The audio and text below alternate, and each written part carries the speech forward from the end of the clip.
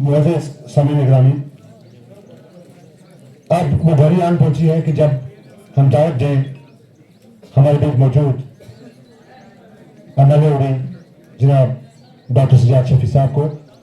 उससे पहले एक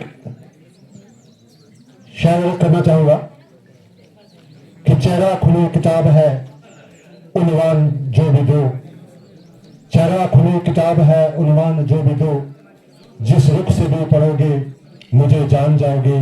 आपके बीच आपकी भरपूर तालियों के साथ मैं यहाँ दावत दूंगा ऑनरेबल एमएलए उड़ी डॉक्टर सजाद शफी साहब को कि वो डेस्क पर आएँ और आज के पुरस्कार मौके पर हमारे जो अवाम है उसके साथ अपने ख्यालात शेयर करें। आपके बीच मोहतरम डॉक्टर सजाद शफी उड़ी साहब। नहमदुहु व नसल्ली अला रसूल करीम, अम्मा बाद। Honourable additional district development commissioner Ghulam Rasool Mir sahab, ACD Mudassir साहब,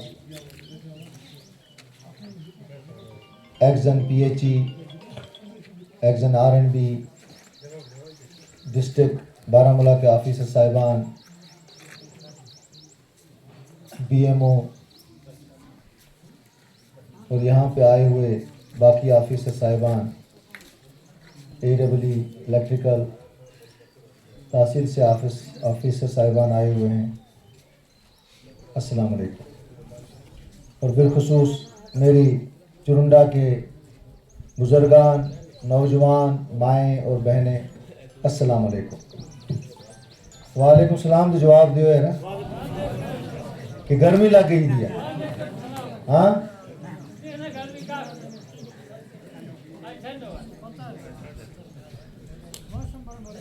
मैं मीर साहब से कह रहा था कि ये मेरा आखिरी गांव है इस साइड से, और ये बीच में नाला है और उस साइड में पाकिस्तान है, और ये ST1 का गांव है। जो तरक्की ट्राइबल के हिसाब से मेरे इस गांव में होनी चाहिए थी वो तरक्की नहीं हुई। किन वजूहात की वजह से नहीं हुई मैं उसमें नहीं जाना चाहता। कैसे मेरे लोगों का इस्तेसाल किया गया पिछले 20 साल में मैं उसमें नहीं जाना चाहता। और जब मुझे मौका मिला कि कौन से 5 गांव आपके धरती अभियान में रखे जाएं, तो पहली नज़र जो मेरी किसी गांव पे पड़ी, मुझे अपने गांव गरकोट पे नहीं पड़ी, और पहली नज़र अगर मुझे पड़ी वो चुरुंडा गांव पे पड़ी। मीर साहब, मेरा अपना गरकोट गांव जो है वो 2 पंचायतों पे मुश्तमिल है। ऊपर में मेरे गुजर भाई रहते हैं ST1 वाले, और नीचे ST2 वाले लोग रहते हैं। इसी तरह नामला में मेरी 3 पंचायतें हैं। एक पंचायत ST1 की है, 2 पंचायतें ST2 की। वो मेरे हमसाए वाला गांव है वो। लेकिन मैंने उन गांवों को इस पहले अभियान में तरजीह नहीं दी, और इन गांवों को मैंने तरजीह दी है जिसमें गुहालन है, चुरुंडा है, ये इसी रिज के ऊपर ये गांव है। अगर आप इसकी सीन में आगे निकलेंगे तो इसके बाद चुरुंडा के बाद आपको गुहालन मिलेगा, गुहालन के बाद आपको ग्वालता मिलेगा, जहां हम परसों प्रोग्राम करेंगे ग्वालता का, और गुहालन का हम नेक्स्ट वीक करेंगे क्योंकि 19 तारीख को डिस्ट्रिक्ट डेवलपमेंट बोर्ड की मीटिंग है। आप उधर भी आएंगे हमारे साथ। आपका आना हमारे लिए बेहद खुशी का मुकाम है कि आप इस अभियान को हेड कर रहे हैं, और मुदस्सिर जी भी इस वाबस्ता है एज एन ACD। तो आप खुद जब यहाँ पे आके देख रहे हैं कि यहाँ के हालात क्या हैं, तो आपने एक नक्शा अपनी आंखों के सामने ही ले लिया है। तो मुझे उम्मीद है कि मैक्सिमम फंड्स जो होंगे हमारे इन गांवों में आएंगे।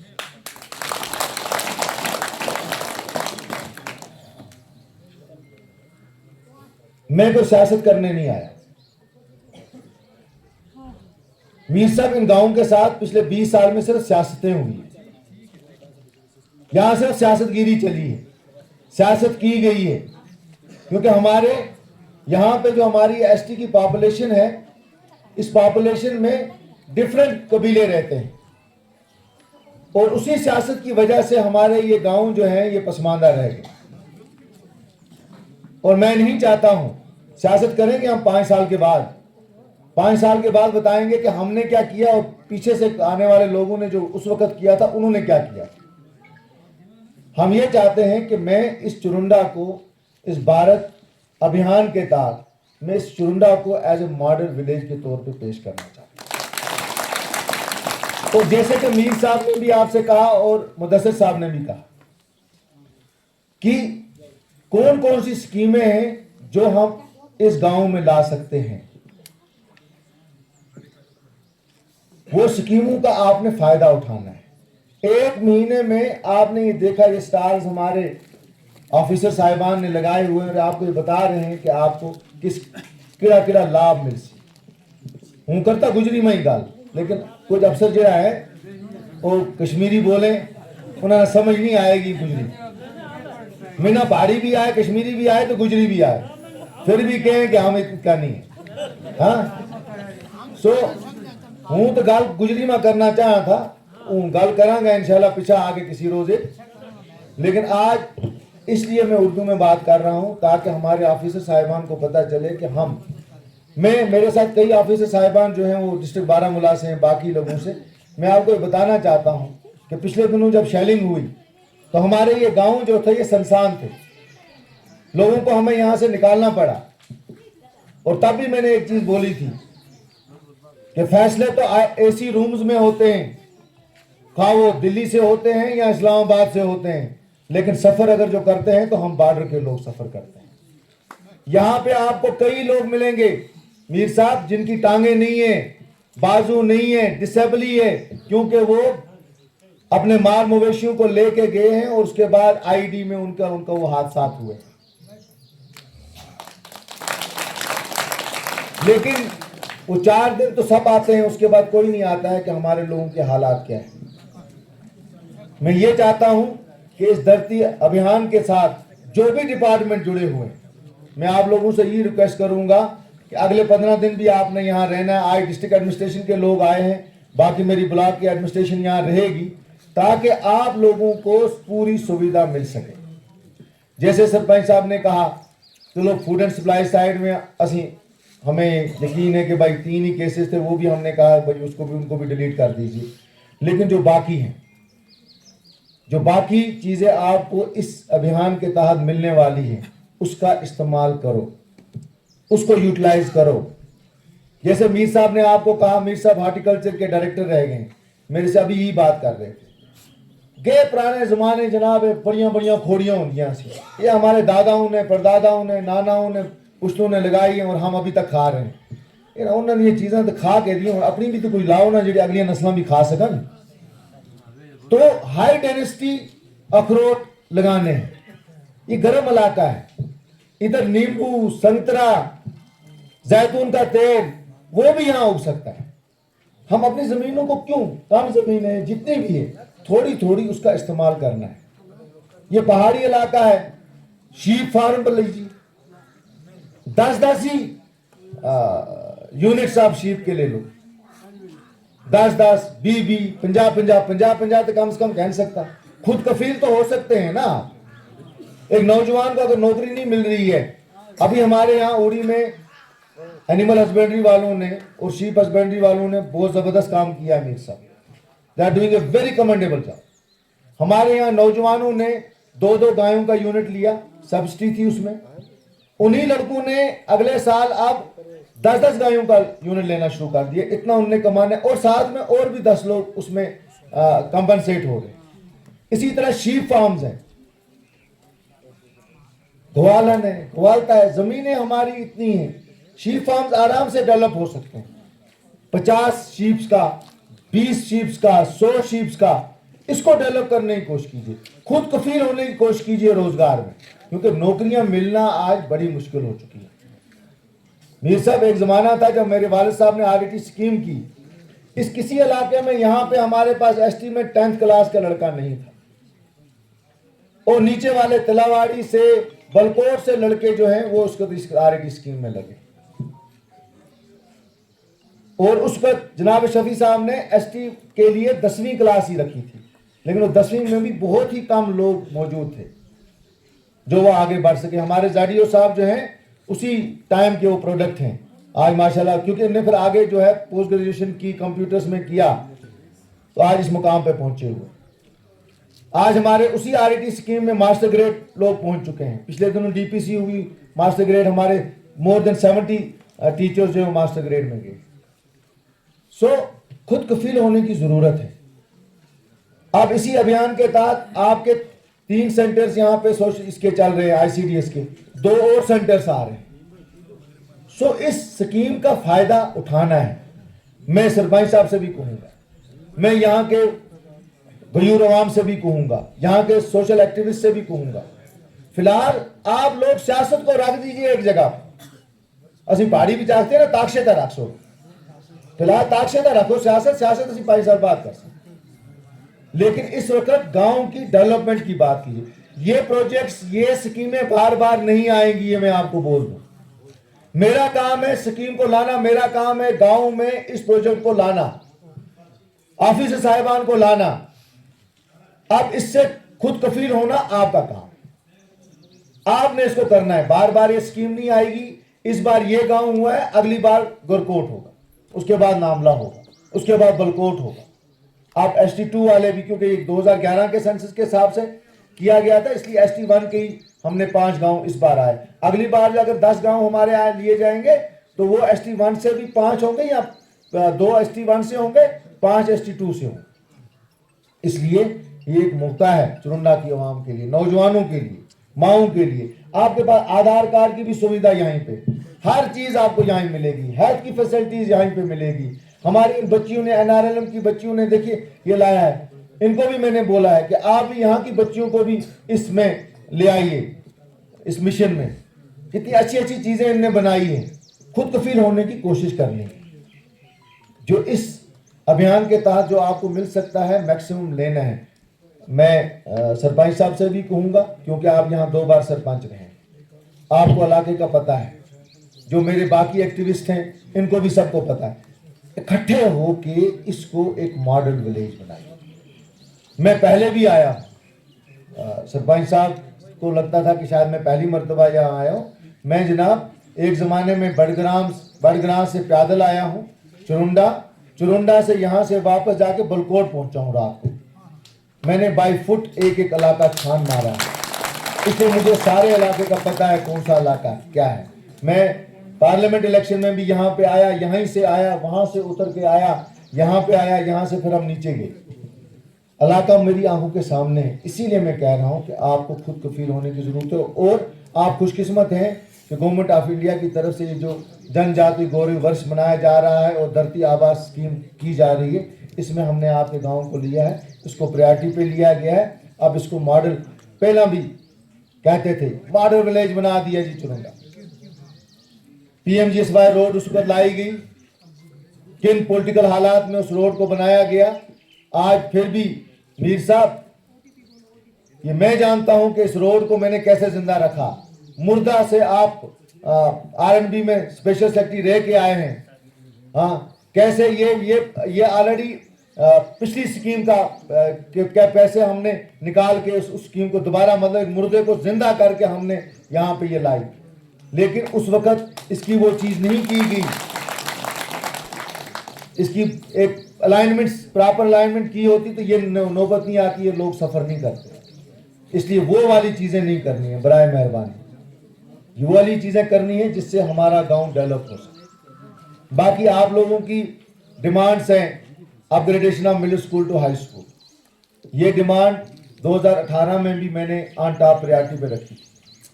ये मिडिल स्कूल भी मेरे वाले जनाब शफी साहब ने काम किया, और ये हाई स्कूल बनाने में इंशाल्लाह हम ही बनाएंगे।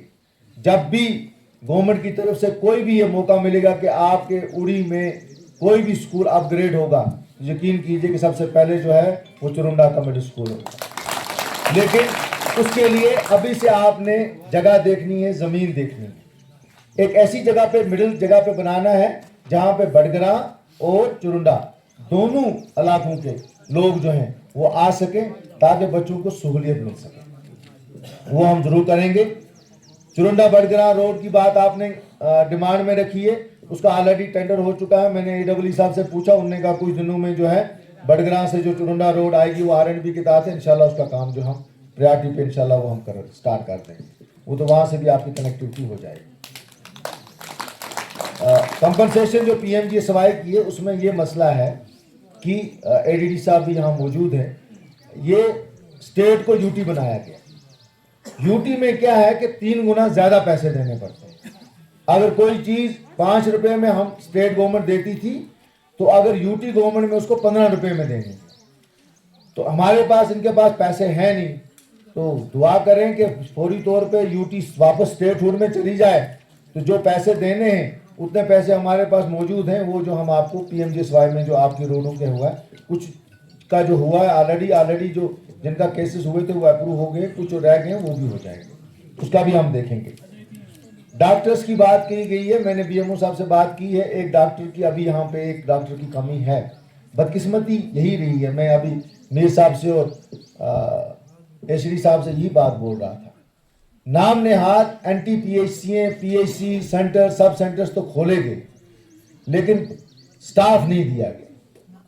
खुश कीते वास्ते, जिसको असं पहाड़ी भी चाहते हैं ना, खुश कीते वास्ते ऐसा बड़ा जी चुरुंडे सब सेंटर दे छोड़ा, आ गया सब कुछ। लेकिन इस चीज़ के लिए पहले जो चीज़ होती है कि भाई अगर वहाँ खोलना है तो स्टाफ देना है, स्टाफ कभी नहीं दिया गया। ताज साहब ने as a health minister staff नहीं दिया, सर ऐलान कर दिया मैंने चुरुंडा को जनाब NT-PHC दे दी, जनाब अस्पताल खोल दिया। ज़बानी खर्च करे ना, अस्पताल नहीं खोलता। उन्होंने मैक्सिमम जगह पे इसी तरह अस्पताल खोले।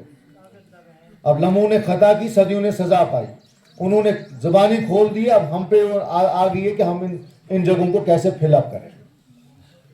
तो वो डॉक्टर का है, बाकी जगहों पे बड़े जगहों पे हमने डॉक्टर पहुंचा दिए हैं। मैंने BMO साहब से पूछा है, इंशाल्लाह श्रीनगर जाकर हम कोशिश करेंगे। मेरी पूरी कोशिश होगी कि एक डॉक्टर जो है वो फौरी तौर पे जो है वो चुरुंडा के लिए भी हम ला सकें, ताकि आपकी ये प्रॉब्लम जो है हम दूर कर सकें।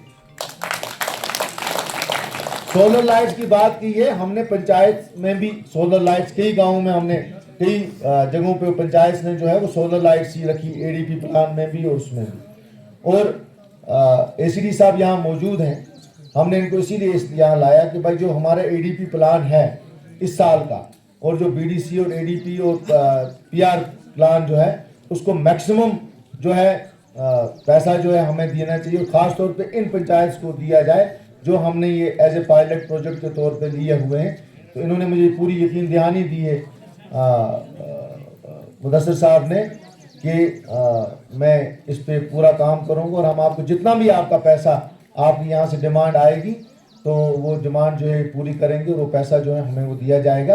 और दूसरा ST में लाइट्स का भी आता है, मैंने ऑलरेडी साइंस एंड टेक्नोलॉजी वालों से बात की है 2 चीज़ों के लिए, एक सोलर लाइट के लिए जो घरों में बल्ब्स वगैरह जलाएंगे, और दूसरा मैंने परसों ही उनसे बात करके आया हुआ गैस चूल्हे के लिए, सोलर गैस चूल्हे के लिए।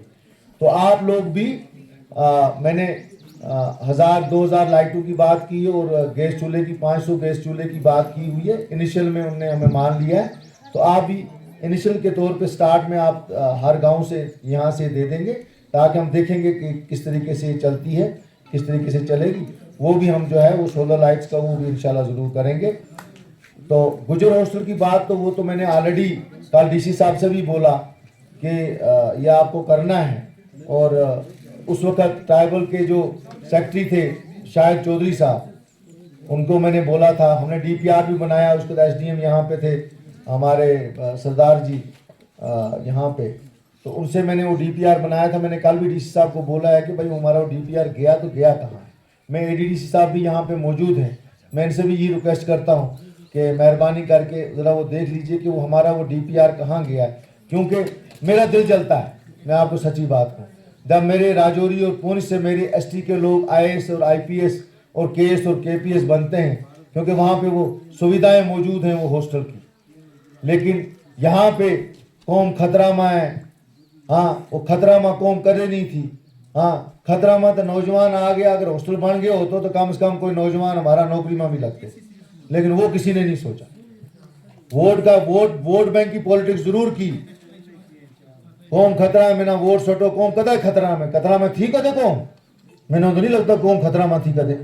हाँ, लेकिन जो काम करने चाहिए थे, वो हॉस्टल बनाना चाहिए था, वो जरूरी था कि यहाँ से अब्दाल से, यहाँ से ऊपर से जो लड़का मेरा जाएगा, हायर सेकेंडरी में पढ़ेगा, कॉलेज में पढ़ेगा, कब वापस पहुंचेगा, कब किताब दोबारा खोलेगा, थके हारा घर पहुंचे जनाब, तो सोए तो सुबह उठ के फिर जाए। लेकिन वो हॉस्टल बनाना बहुत जरूरी था। अगर वो हॉस्टल बना होता तो हमारे भी लड़के केस और आईएएस कर रहे होते। यहाँ टैलेंट की कोई कमी नहीं है मीर साहब, टैलेंट बहुत है, लेकिन उस टैलेंट का इस्तेमाल नहीं किया गया, उस टैलेंट को उस लेवल तक पहुंचाया नहीं गया।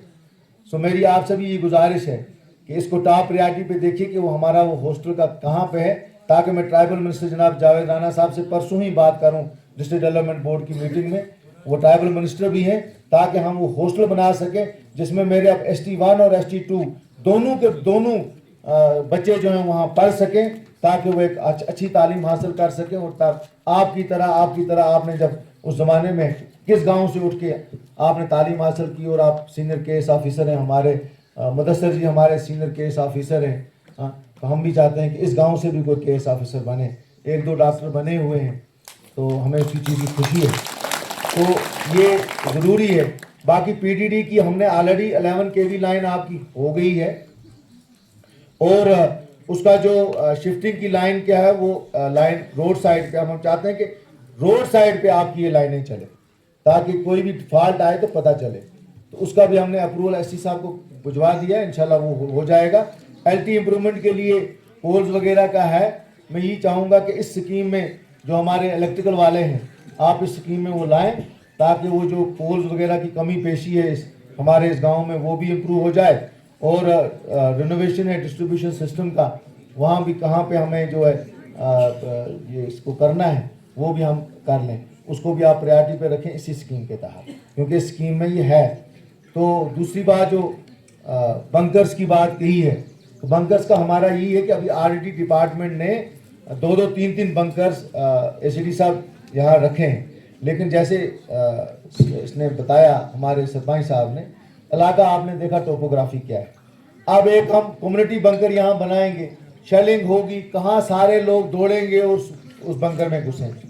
मेरे वालिद साहब के टाइम में जब 98 में यहाँ शेलिंग हुई थी, तो उस वक्त हमने 12,000 रुपये में बंकर बनाए थे, और हर घर के साथ में बंकर बना। फिर हमारा यहाँ पे एक और मुसीबत हमारे ऊपर आन पड़ी मीर साहब, वो जब जलजला आया 2008 का, तो उसमें वो सारा मिसमार हो गया। तो अब ये है कि वो जो बंकर्स हैं, बंकर्स हमने ऑलरेडी गवर्नमेंट ऑफ इंडिया को भेजा हुआ है कि भाई इंडिविजुअल बंकर्स बनाए जाएं, ताकि लोग जो हैं, या अगर 4-4 घर हैं तो 4-4 घरों में एक बंकर किया जाए, जहां पे इकट्ठे 4 घर हैं, ताकि ऐसी वाक़ा कोई आ जाए तो वो बंकर्स में जा सकें।